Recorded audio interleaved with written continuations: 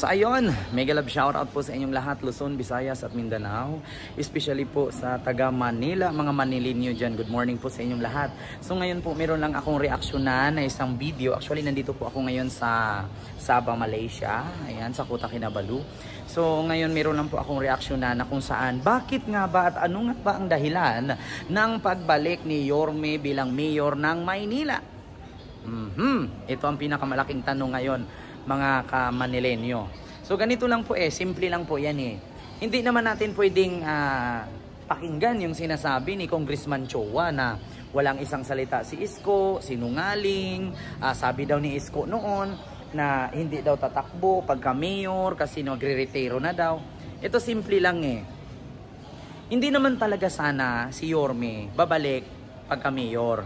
Hindi din sana si Yorme tatakbo bilang mayor ulit. Yung ngunit, ipakita ko sa inyo dito ang kadahilanan kung bakit babalik si Yorme. Kasi una, ano nga ba ang nagawa ni Yorme sa bansa, sa Maynila? Ito, ipakita ko sa inyo sa screen. Ayan wait lang. Hindi pala ito, hindi ito. Pakita ko sa inyo dito sa screen kung anong kadahilanan kung bakit si Yorme babalik pagka mayor ng Maynila. Kung naalala nyo po, nung si Yorme po ay umupo bilang mayor ng Maynila, ano po ba ang kanyang nagawa? Ayan po sa ating screen. Kung nakita nyo po sa ating screen, nandyan po nakalagay ang 700 monthly delivery of food bonuses. Actually, yung 700 packs, no? 700,000 packs. Actually, ngayon tuloy pa rin naman yan. Pero hindi ko lang alam sa barangay namin kung natuloy pa sa ibang barangay. Paki-comment po dyan, no? Kung natuloy pa yung mga food packs dyan na 700,000 packs. Tapos, nandito pa yung families, 680,000 families during the first lockdown.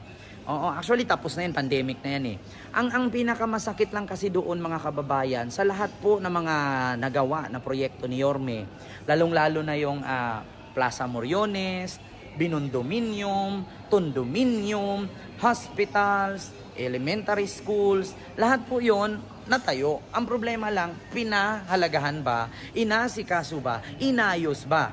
Meron nga akong nakita kamakailan lang sa isang vlogger, no, isang TikToker, na pinost niya na ang bagong hospital ng Maynila, natanggal yung signage. Ang nakalagay na lang doon, bagong L ng Maynila. Kasi dapat bagong hospital ng Maynila yun Ang nakalagay doon, bagong L ng Maynila. So ngayon, sabi ko, napakasimpleng ano lang yan resolbahin.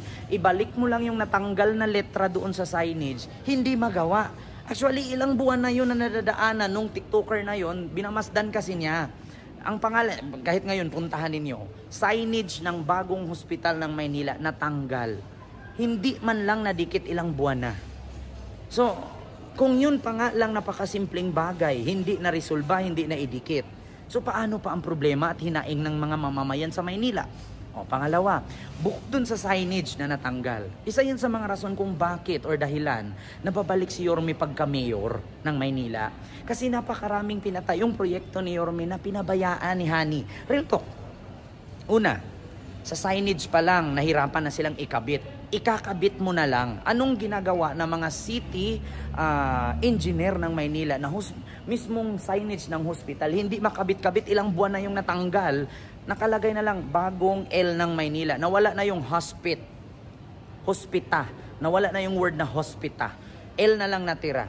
So, hindi pa rin na ikabit. Pangalawa, kumusta naman yung mga senior citizen na naglabas ng kanilang saloobin, na yung pinangako ni Yorme noon na monthly meron silang matatanggap, katulad sa Makati na kapag senior citizen ka, nag-birthday ka, meron ka matatanggap cake, meron ka matatanggap na ayuda. Ang problema, natuloy ba? Wala. Maraming senior citizen na nagagalit. Alam mo, sa totoo lang, ako bilang isang mamamayan ng Maynila, bilang residente ng Maynila, simple lang ang masasabi ko Much better kasi na mas unahin mo yung mga senior.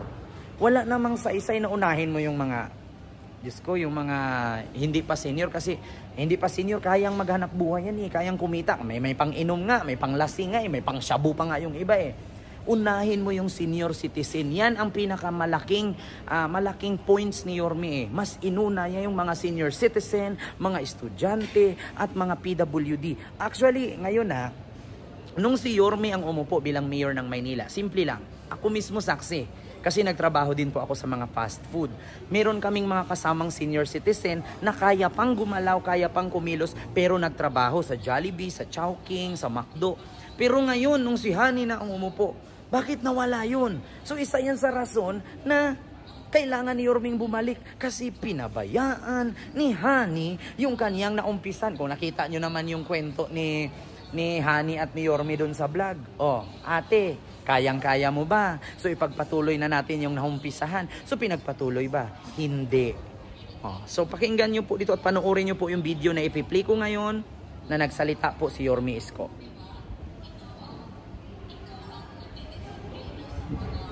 Pangarap, direksyon, bisyon.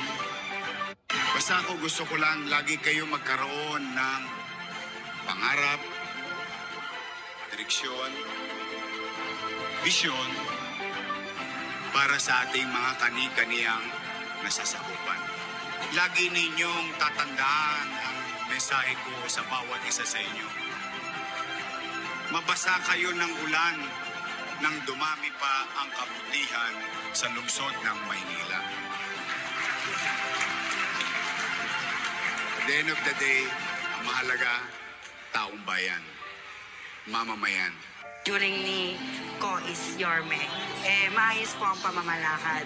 During pandemic, sabay-sabay po kami na umaagapay sa mga pangangailangan ng aming mga constituent at wala po akong masasabi at lumiwanag ang buong Maynila.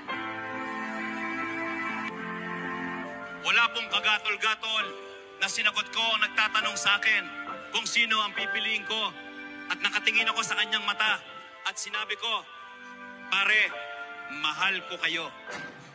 Pero sasama ako kay Yorme Isko Moreno.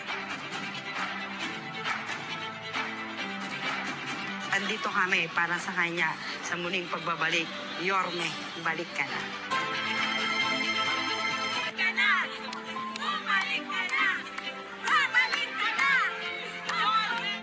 Servisyo po siya sa mga tao po dito sa Maynila. At lalo na po nung pandemic, nagbigay tulong po siya at nagservisyo din po siya para sa ating lahat. Pero siguro ngayon hindi na to tungkol sa amin.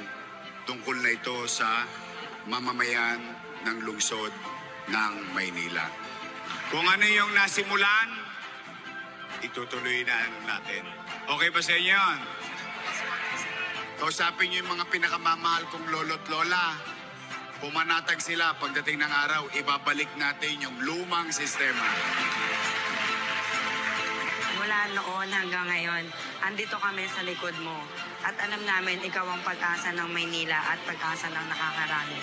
Lalo na sa ating mga minamahal na senior citizen, ikaw ang kanilang kinakalinga at tunay na kumakalinga.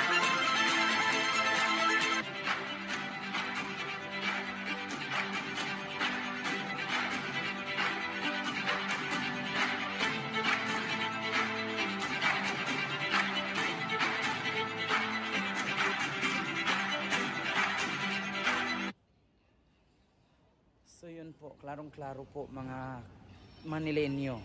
Babalik si Yorme, hindi lang dahil sa pinabayaan ang kanyang inumpisahan, kundi ibalik kung ano ang sistema na siya ang namuno noon. At ibalik niya kung ano man ang pagkukulang ng kasalukuyang mayor ngayon. And I thank you, God first.